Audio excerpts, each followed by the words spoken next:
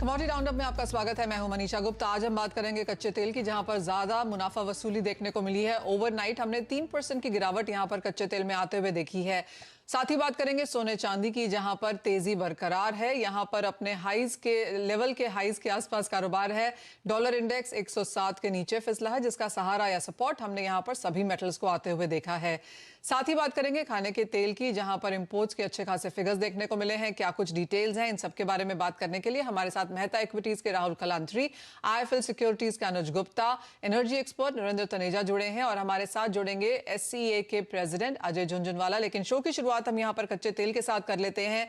एक चीज तो है कि हमने यहाँ पर इसे रेंज में बनते हुए देखा है। वो रेंज काफी बड़ी है, क्योंकि पिछले 2 हफ्ते में लगातार 91 नीचे में और 98 ऊपर में इस तरह की उठापटक हमने कच्चे तेल में आते हुए देखी है। राहुल, कैसे देखते हैं आप क्रूड प्राइसेस को, और ये जो कल की मुनाफा वसूली है जो आज भी जारी है, इन स्तरों पे अब क्या करने की राय है? Good morning Manisha, thank you very much. Crude में देखें तो एक वाइल्ड रेंज बनी हुई है, जिसमें हम $84 से लेके तो $91 के बीच में WTI क्रूड को मूव होते हुए देख रहे हैं। वहीं पे ब्रेंट के अंदर हम देख रहे हैं $88 टू $96 की एक रेंज बन चुकी है। इस रेंज के अंदर हाईली वोलेटाइल सेशन देखने को मिलते हैं हमें क्रूड में। कल की बात करें तो कल हमने देखा है कि मल्टीपल न्यूज आते हुए देखी, जहां पे हमने ओपेक प्लस के तरफ से जो डिमांड आउटकट है वो आते हुए देखा 2022 के लिए। उसके बाद हमने देखा कि वीकेंड के अंदर जो चाइना के अंदर है कोविड के केसेस काफी बढ़ते हुए आए हैं, तो उसके वजह से दोनों तरफ से हमने क्रूड में एक हैम्पर आते हुए देखा। उसके अलावा हम देखें तो यूएस के प्रोडक्शन, डोमेस्टिक प्रोडक्शन है वो भी काफी ज्यादा बढ़ते हुए, सरप्राइजिंगली बढ़ते हुए दिखा है, जो कि 12 मिलियन बैरल के पार जाते हुए दिखा है। तो उसकी वजह से भी क्रूड के अंदर एक दबाव का सिचुएशन बनती हुई दिख रही है। हालांकि हम मल्टीपल टाइम देख चुके हैं कि डेट $84 का सपोर्ट लेते हुए क्रूड यदि जंप कर जाता है, बट इस बार हमें लगता है कि यदि 84 का लेवल यदि ब्रेक होता है तो हमें लगता है 81 के लेवल तक भी आते हुए दिखना चाहिए। वहीं पे हम एमसीएक्स की बात करें तो 6900 मेजर सपोर्ट पॉइंट है। यदि उसके नीचे सस्टेन हो जाता है तो 6820 और 6740 तक के लेवल आते हुए दिख सकते हैं। वहीं पे हम स्टॉप लॉस की बात करें तो 7010 का एक स्टॉप लॉस हम पकड़ के चलेंगे, बट कंडीशनल है 6900 के नीचे हम सेल करें। ऑल राइट, कुछ और मुनाफा वसूली या गिरावट यहाँ पर कच्चे तेल में जारी रह सकती है, ये राय है राहुल की। लेकिन नरेंद्र तनेजा जी भी हमारे साथ अब यहाँ पर कार्यक्रम में जुड़ चुके हैं। नरेंद्र जी, आप कैसे देखते हैं? ओपेक की स्टेटमेंट्स हैं, चीन की जो कोविड रिस्ट्रिक्शंस कुछ ईज हुई हैं, बाजार उसको भी देख रहा है। आप क्या क्यूज लेके चल रहे हैं यहाँ पर, और क्या देखना चाहिए बाजार को यहाँ से? देखिए, 3 अच्छी खबरें हैं। एक तरीके से देखा जाए तो चाइना में कोविड की सिचुएशन जो है थोड़ा उसमें सुधार हुआ है। जो रिस्ट्रिक्शंस है वो उसको हटाने की बात चाइना ने आज सुबह की है। इसका मतलब ये हुआ कि जो डिमांड है चाइना की वो थोड़ी उसमें हरकत आ सकती है, बढ़ सकती है, और अर्थव्यवस्था ग्लोबल सेंटिमेंट्स जो है उसमें इम्प्रूवमेंट आ सकता है। दूसरी तरफ अमेरिका में तेल का उत्पादन हमने ये देखा है पिछले 2 हफ्ते के अंदर, उसमें बढ़ोतरी हुई है, बढ़ा है। वो जगह पहले जहां उत्पादन कुछ धीमा पड़ गया था वहां उत्पादन बढ़ गया है। तीसरी तरफ हमने देखा यूक्रेन के राष्ट्रपति ने कहा है कि जो युद्ध है वो अब लगभग अंतिम चरण में पहुंच चुका है। अर्थात यह है कि युद्ध जो है अगर खत्म नहीं होगा तो कम से कम जितना इम्पैक्ट उसका तेल की कीमतों पे था उसमें एक नरमी आ सकती है। तो ये तीनों बड़ी अच्छी खबर है। लेकिन दूसरी तरफ G20 में हमने देखा कि जो पश्चिम का रवैया है, जो सैंक्शंस है रूस के खिलाफ या तेल को लेकर के जो वो उनके प्रतिबंध लगाए उसको लेकर के वो कड़ा हुआ है। हमने देखा ब्रिटेन के प्राइम मिनिस्टर ने बहुत ही सख्त जो है रूस के खिलाफ जो स्टेटमेंट दिया, ये भी कहा कि ये रोग स्टेट है। दूसरी तरफ भारत के प्रधानमंत्री ने आज ये कहा कि भाई अगर जो है तेल की कीमतों पे आप कंट्रोल करते हैं, सप्लाई को डिसरप्ट करते हैं, या एक तरीके से उनका कहना इशारा था कि आप सैंक्शंस वगैरह लगाते हैं, तो पूरी दुनिया की अर्थव्यवस्था जो है वो खराब होती है। और उन्होंने कहा कि अगर भारत की जो अर्थव्यवस्था इसलिए खराब होती है कि तेल की कीमतें ज्यादा है, तो इसका नेगेटिव इम्पैक्ट खाली भारत पर नहीं है, पूरी दुनिया के ऊपर है। कुल मिला के उनका ये कहना था भारत के प्रधानमंत्री का, जो ऑयल की जो कीमतें हैं उसको पॉलिटिकल पर्पसेस से आप प्रभावित ना करें या मैनिपुलेट करने की कोशिश ना करें। तो कॉन्फ्लिक्टिंग सिग्नल है। कुल मिलाकर ये निकल के आता है पॉजिटिव बातें भी, और एक वो बात है जो बहुत पॉजिटिव नहीं है कि जो तेल का जो खेल है, मतलब जो कुल मिलाकर के जो इसके अंदर जो है तेल के अंदर वॉलेटिलिटी जो चल रही है वो अभी बरकरार रहने वाली है। मेरा मानना है क्योंकि भारत के लिए ब्रेंट रेलेवेंट होता है कि $90 से लेकर के और $110 का जो बैंड है काफी बड़ा बैंड है, लेकिन इसी के आसपास कीमतें घूमेंगी। अगर हम ये सोचें बहुत ज्यादा सस्ता हो जाएगा, मुझे उसकी वजह नजर नहीं आती, और बहुत महंगा हो जाएगा फिलहाल उसकी भी वजह नजर आती। एक चीज ये तय हो गई कि सऊदी अरब जो ओपेक का एक तरीके से असली शक्ति है ओपेक के पीछे, और रशिया, तो ओपेक, ये दोनों मिल के काम करते हैं। सऊदी अरब और रशिया जो ओपेक प्लस होता है इसमें मिल के काम, और दोनों ये चाहते हैं कि तेल की कीमत को $100 के आसपास किसी तरीके से स्टेबलाइज करो, क्योंकि एक तरफ प्राइस कैप की बात G7 कर रहा है, उसको भी न्यूट्रलाइज करने के लिए। तो मुझे लगता है कि कुल आने वाले दिनों के अंदर $90 से और $110 का जो है यही चलेगा। हो सकता है ब्रेंड बीच में 87, 86 हो जाए, लेकिन एवरेज जो बैंड निकल के आएगा मुझे लगता है कि वो आने वाले 5, 6, 7 हफ्ते में वो $90 से 110 का। बाकी इस पर डिपेंड करेगा कि कुल मिलाकर के जो है वो रूस के खिलाफ सैंक्शंस, उसका रूस की अर्थव्यवस्था पे क्या असर पड़ता है, और सबसे बड़ी बात कि जनवरी और फरवरी, खासतौर से फरवरी में कि जो जाड़ा है वो कितना सख्त पड़ता है। अगर ज्यादा बहुत सख्त पड़ता है, oil energy supply disruption Europe में हो जाते हैं, तो जाहिर है कीमतें ऊपर जाएंगी। जी हाँ, ऑफ कोर्स विंटर सीजन एक इम्पॉर्टेंट रहेगा एज अ क्लू यहाँ पर देखने के लिए। आपने कहा 90 से 110 के बीच में यहाँ पर कारोबार रह सकता है। काफ़ी सारी चीज़ें हैं, प्राइस कैप्स की बातें भी की जा रही हैं। ओपेक का जो प्रोडक्शन है अक्टूबर में तो हमने कम देखा ही है, नवंबर में उसमें और भी कटौती की बात की जा रही है। और फिर जो ये सैंक्शंस की बात की जा रही है यूरोपियन यूनियन से 5 दिसंबर को रशिया के ऊपर, ये दो इवेंट्स का कैसे आप प्ले आउट होता हुआ देखते हैं? देखिए, एक बात बड़ी तय है कि यूक्रेन तो बहाना है। दरअसल जो पश्चिम के देश हैं, यूरोप और अमेरिका, ये कुल मिला के पूरी दुनिया का 50% GDP United states of America and United states of Europe का हो जाता है। इनकी कोशिश ये है कि रशिया जो है उसको तेल का प्रयोग करके, गैस पे सैंक्शंस का यूज करके, इकोनॉमिक सेंक्शन यूज करके रशिया को पैरालाइज करो। उनका ये मानना है कि उन्होंने जो सैंक्शंस रशिया के खिलाफ लगाई तेल पे खासतौर से और गैस पे, उसका असर हो रहा है। उसकी वजह से जो है रूस जो है यूक्रेन में नरम पड़ रहा है, कई जगह से विड्रॉ कर रहा है, और आने वाले दिनों के अंदर हो सकता है वो और जो है कमजोर पड़ जाए। चीन को हमने बाली में G20 में देखा कि चीन पूरी दुनिया के साथ हो गया है और रूस के साथ एकदम ताकत लगा करके खड़ा नहीं हुआ है। तो ये भी इसको रीच कर रही है ऑयल इंडस्ट्री, और पश्चिम भी रीच कर रहा है कि मतलब हुआ चीन बियॉन्ड ए पॉइंट जो है वो रशिया के साथ खड़ा नहीं होगा, तो रशिया अलग थलग होगा। तो कुल मिलाकर के उससे ये वो है, तो मुझे लगता है आने वाले दिनों में सैंक्शंस बढ़ाई जा सकती हैं।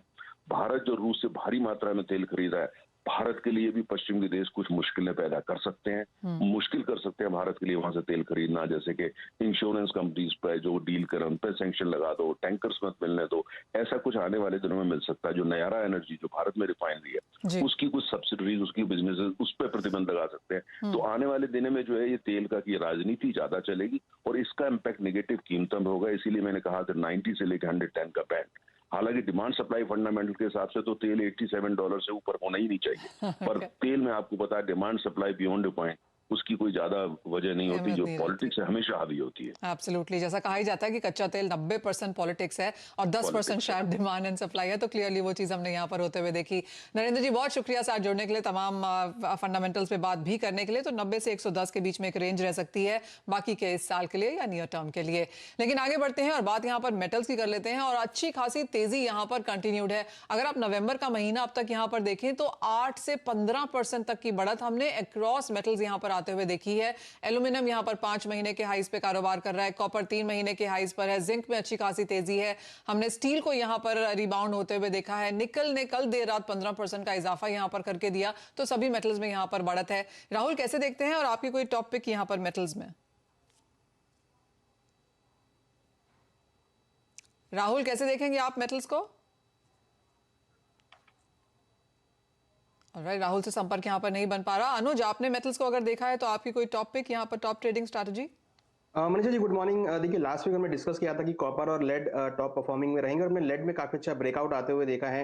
इवन जो हमने टारगेट दिया था 188 का, वो ऑलमोस्ट अचीव होता हुआ दिख रहा है। हमें लगता है कि बेस मेटल में जो मोमेंटम बना है, हालांकि जिंक अभी भी थोड़ा सा अंडर परफॉर्म है, बट उसके बावजूद अगर हम कॉपर, एल्युमिनियम, लेड की बात करें तो तीनों के अंदर ही काफी अच्छा मोमेंटम देखने को मिला है। तो यहाँ पर कॉपर तो डेफिनेटली टॉपिक में रहेगा ही, जिसमें हमें लगता है कि ऊपर में 707 से लेकर 710 तक के लेवल आपको देखने को मिल सकते हैं। वहीं यहाँ पे लेड मुझे लगता है कि अभी भी आउट परफॉर्म कर सकता है, काफी अच्छा ब्रेकआउट देखने को मिला है, ये भी अपने कॉन्ट्रैक्ट हाई पे ट्रेड करता हुआ दिख रहा है। तो लेड में अभी भी खरीदारी की सलाह रहेगी। हमें लगता है कि जल्दी ही 192 से लेकर 195 तक के लेवल लेड में देखने को मिल सकते हैं। डेफिनेटली एल्युमिनियम भी एक अच्छा परफॉर्म होता हुआ दिख रहा है, 210 के ऊपर प्राइस सस्टेन किए हैं। हमें लगता है कि एल्युमिनियम के अंदर भी ऊपर में 215, 216 तक के लेवल देखने को मिल सकते हैं। तो बेस मेटल के अंदर खरीदारी की सलाह रहेगी। अगर आप एलएमई की तरफ जाएं तो एलएमई में सभी बेस मेटल की इन्वेंट्री घटती हुई दिखाई दी है, जो कि इंडिकेट ये कर रही है कि जो स्टॉक है, जो सप्लाई है, वो थोड़ी सी डिस्टर्ब है या फिर सप्लाई काफी कम आती हुई दिख रही है। तो डेफिनेटली प्राइसेस में एक सपोर्ट रहेगा और हमें लगता है कि बेस मेटल इस हफ्ते भी आउट परफॉर्म करते हुए दिखाई देंगे। भाई तेजी यहाँ पर मेटल्स में जारी रह सकती है। राहुल, अगर अब आप हमें सुन पा रहे हैं तो क्या ये तेजी प्रेशियस मेटल्स में भी जारी रहेगी? सोने चांदी में अब यहाँ पर क्या लेवल्स देखने को मिल सकते हैं? मनीषा, जैसे हम लास्ट 2 मंथ से काफी ज्यादा बुलिश थे गोल्ड और सिल्वर पे, बट अब हमें लगता है कि प्रॉफिट बुकिंग अटेम्प्ट आ सकता है गोल्ड सिल्वर के लिए। गोल्ड में देखें तो 1784 एक मेजर हर्डल पॉइंट रहेगा, तो वहां पे एक प्रॉफिट बुकिंग की एक्सपेक्टेशन बनती है इंटरनेशनल मार्केट में। वहीं पे सिल्वर की बात करें तो 22.40 एक मेजर हर्डल पॉइंट रहने वाला है। हमें लगता है कि एक बार यहाँ से प्रॉफिट बुकिंग के एक्सपेक्टेशन हम एक्सपेक्टेड देखते हैं, और नीचे में हमें लगता है कि 1740 गोल्ड में एंड सिल्वर के अंदर 21.50 एंड 21.20 के लेवल देखे जा सकते हैं। वैसे भी हम देखें तो नियर बाय एक्सपायरी हमेशा गोल्ड सिल्वर में एक थोड़ा प्रेशर बनते हुए दिखता है। तो अब हम जैसे नवंबर मंथ एंड में जैसे देख रहे हैं कि एक्सपायरी बनते हुए दिख रही है, तो हमें लगता है कि एक प्रॉफिट बुकिंग रहना चाहिए। But overall long term prospect पे हम काफी तेज है। यदि गोल्ड 1785 के लेवल को सस्टेन कर जाता है क्लोजिंग बेसिस पे, तो 1800 एंड 1812 तक के लेवल देखे जा सकते हैं। वहीं पर सिल्वर की बात करें तो सिल्वर यदि 22.40 के ऊपर यदि सस्टेन होता है तो 24 एंड 25 तक के भी बड़े लेवल देखे जा सकते हैं। वहीं पर यदि हम एमसीएक्स की बात करें तो एमसीएक्स में देखें गोल्ड के अंदर दैट इज द 53,000 का एक हर्डल रहेगा। 53,100 के स्टॉप लॉस से बेस से चले टारगेट रहेगा 52,400 एंड 52,100 का। सिल्वर की यदि हम बात करें तो सिल्वर में 63,100 के स्टॉप लॉस से बेस के चलिए टारगेट रहेगा 62,000 61,500 का। ऑलराइट, खरीदारी की राय है और of course important resistance levels के आसपास सोने चांदी में कारोबार है। सोना 100 रुपए दूर है 53,000 से, तो अच्छा खासा रन अप हमने पिछले एक महीने में यहाँ पर बनते हुए देखा है। इसी के साथ एक ब्रेक ले रुकेंगे। राहुल, बहुत शुक्रिया साथ जुड़ने के लिए। जब लौटेंगे तो बात करेंगे एग्रीकल्चर कमोडिटीज की। हमारे साथ SCA के प्रेसिडेंट भी होंगे अजय झुंझुनवाला, उनसे भी करेंगे कॉन्वर्सेशन। आपका स्वागत है और हमारे साथ SCA के प्रेसिडेंट अजय झुंझुनवाला हैं। अजय जी नमस्कार। और जो रिपोर्ट SCA की तरफ से कल आई है, काफ़ी सारे बड़े बड़े नंबर्स हैं और बाजार उसको क्लियरली डाइजेस्ट फिलहाल कर रहा है। अक्टूबर के अगर हम इंपोर्ट्स देखें तो वहां पर इजाफा देखने को मिला है। सबसे पहले तो इस करंट ईयर की यहाँ पर आपसे बात करना चाहेंगे, 2022-23 अक्टूबर आप कैसे देखते हैं, और जो SCA का अनुमान है कि यहाँ पर हल्की सी गिरावट देखने को मिल सकती है, ईयर ऑन ईयर इंपोर्ट के लिहाज से कैसे देखते हैं वो नंबर?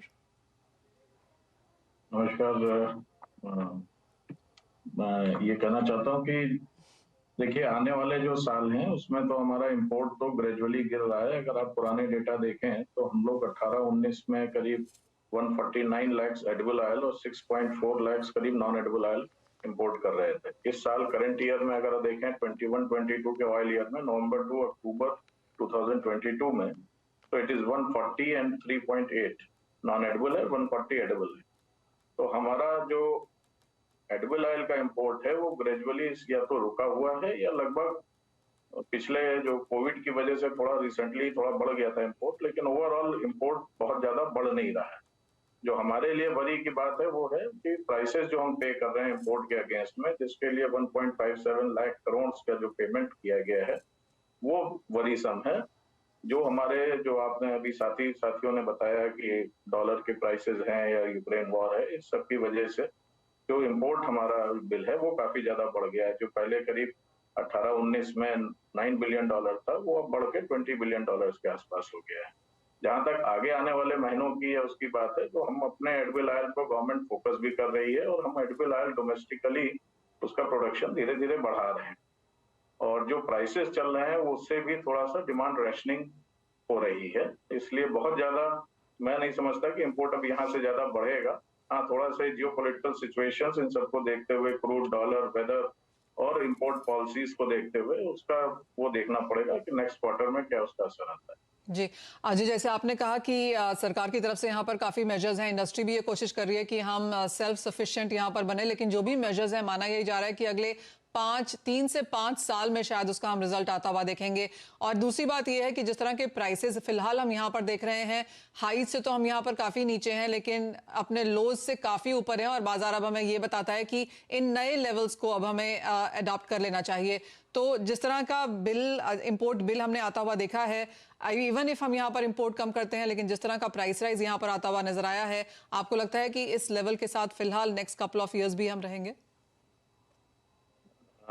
देखिए, जो अभी हमारा इंपोर्ट बिल है वो तो जब तक डॉलर करेक्ट नहीं होगा या हमारा रुपया स्ट्रेंथ में नहीं आएगा, तब तक तो इंपोर्ट बिल तो नहीं कम होने वाला है। क्योंकि ड्यूटीज आप देखिए, गवर्नमेंट ने फरवरी 2021 में ड्यूटीज 35 to 38% हुआ करती थी पाम एंड सॉफ्ट ऑयल, जिसको गवर्नमेंट ने फिर आगे चल के 26% कर दिया, और अब सोया इंपोर्ट जो सॉफ्ट ऑयल है वो लगभग नील ड्यूटी पर टीआरक्यू में हो रहा है, और सीपीओ पर जो क्रूड पाम ऑयल है वो 5.5% ड्यूटी पर होता है। तो गवर्नमेंट अपनी तरफ से सारे मेजर्स जो है ऑलमोस्ट एग्जॉस्ट कर रखे हैं। अब प्राइसेस की बात करते हैं तो प्राइसेस $1800 के आसपास, 18 to 1850, जो हाईएस्ट मार्च 2022 में गए थे बिकॉज ऑफ यूक्रेन वॉर, उससे करेक्ट होके आप लगभग $1400 सोया में और $1000 के आसपास सीपीओ में इस टाइम आ गए हैं।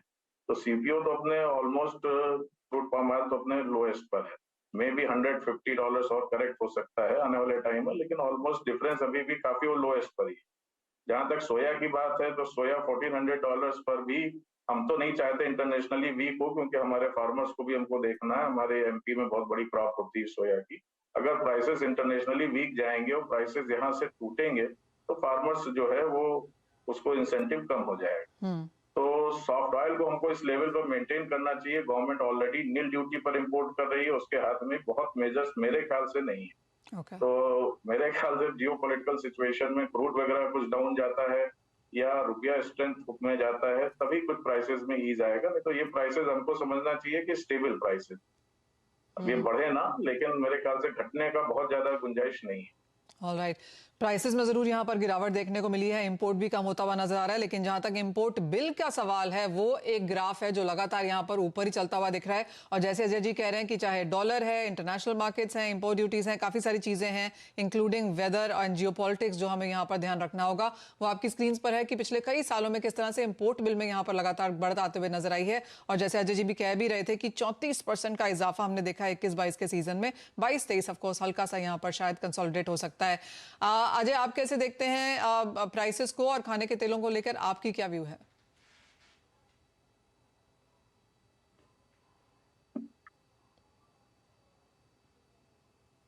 जी, प्राइसेस तो ऑलमोस्ट मेरे ख्याल से यही, मेरे ख्याल से जो लेवल चल रहा है यही लगभग चलेगा, मतलब प्लस 2-4, मतलब 5% to 10% में भी, because of any major fluctuation कुछ हो सकता है, लेकिन मोस्टली यही रहना चाहिए। अनुज, आपका क्या व्यू है खाने के तेलों को लेकर? सारे फंडामेंटल्स अजय जी ने यहाँ पर बताए ही हैं। 5 to 10% की रेंज आपको भी लगता है यहाँ पर सस्टेन करेगी? बिल्कुल मनीषा जी, मुझे लगता है कि जो प्राइसेस है वो रेंज में रहेंगे, क्योंकि क्रॉप काफी अच्छी है इस बार सोयाबीन की, तो अवेलेबिलिटी भारत में काफी ज्यादा रहेगी। तो मुझे लगता है कि ज्यादा कोई तेजी एडिबल ऑयल में देखने को मिलेगी। हमें लगता है कि प्राइसेस, क्योंकि अभी मैरिज सीजन चल रहा है, तो हो सकता है कि थोड़ा बहुत उछाल देखने को मिले, मगर ज्यादा तेजी मैं एक्सपेक्ट नहीं कर रहा हूँ एडिबल ऑयल से। मुझे लगता है कि प्राइस जो भी करंट रेंज चल रही है उसी रेंज में मूव करते हुए दिखाई देंगे। समय ऑलमोस्ट यहाँ पर खत्म हो चुका है शो में, लेकिन अनुज, आपसे यहाँ पर एक राय गुआर पर भी लेना चाहेंगे, क्योंकि जिस तरह की बढ़त वहां पर देखने को मिली है, आज कुछ मुनाफा वसूली जरूर है, लेकिन क्या राय देंगे? देखिए, ग्वार में टेक्निकल काफी अच्छा ब्रेकआउट देखने को मिला है, कॉन्ट्रैक्ट हाई पे प्राइस ट्रेड कर रहे हैं, तो डेफिनेटली थोड़ी बहुत एक प्रॉफिट बुकिंग यहाँ पर आ सकती है। बट मुझे लगता है कि अगर भाव नीचे 5300 के आसपास तक मिलते हैं तो वहां पर अगेन खरीदारी कर सकते हैं। हालांकि इसने 5400 का एक रेजिस्टेंस ब्रेक किया है, मुझे लगता है कि जल्दी ही हम 5550-5600 के लेवल आते हुए देखेंगे। ऑलराइट, यानी कि तेजी यहाँ पर गुआर में बरकरार रह सकती है। एक रेंज बाउंड ट्रेंड्स यहाँ पर खाने के तेलों में लेकिन जरूर मिलने को मिलेंगे, तो सर्दियों के मौसम में और वेडिंग सीजन के हिसाब से वो शायद एक पॉजिटिव न्यूज यहाँ पर है। अजय जी, बहुत शुक्रिया साथ जुड़ने के लिए। अनुज, आपका भी। इसी के साथ मुझे भी दीजिए इजाजत। बता दें कि मनी कंट्रोल पर दिए गए विचार एक्सपर्ट्स के अपने निजी विचार होते हैं। वेबसाइट या मैनेजमेंट इसके लिए उत्तरदायी नहीं है। यूजर्स को मनी कंट्रोल की सलाह है कि कोई भी निवेश निर्णय लेने से पहले सर्टिफाइड एक्सपर्ट की सलाह लें।